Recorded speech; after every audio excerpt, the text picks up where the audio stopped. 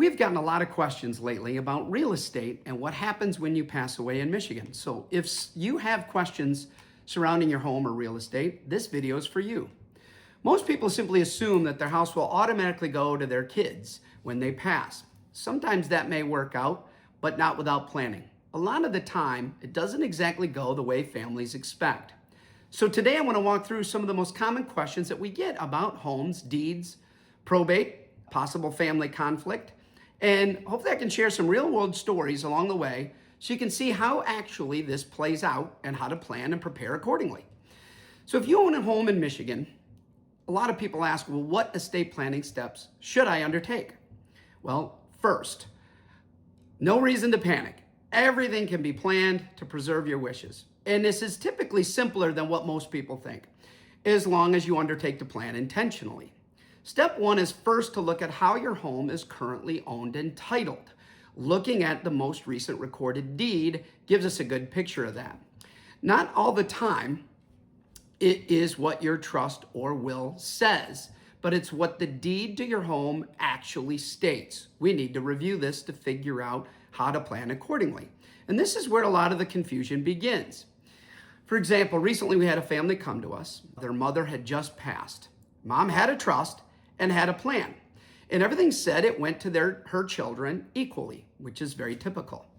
Now, she assumed that meant the house avoided court without any other action. Unfortunately, there wasn't a plan within that trust, so it did not.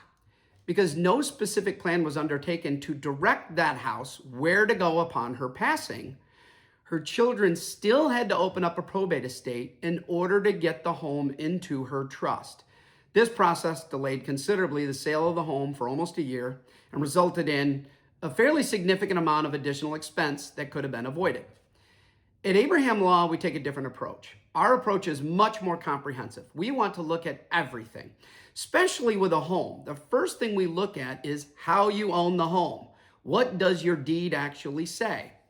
Is there a trust involved, or will we be putting a trust in place? If so, we can use a ladybird deed to avoid probate and have it go directly into her trust upon her death. That way, when we review everything, plan accordingly, we can prevent a lot of headaches later, not to mention the expense. So how do ladybird deeds actually work?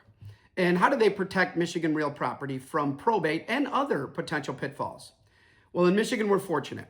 We can actually use something that is called an enhanced life estate deed, or it's what some people simply call a ladybird deed.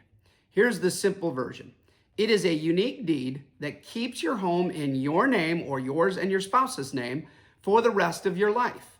And you keep full control of your home for the remainder of your lifetime.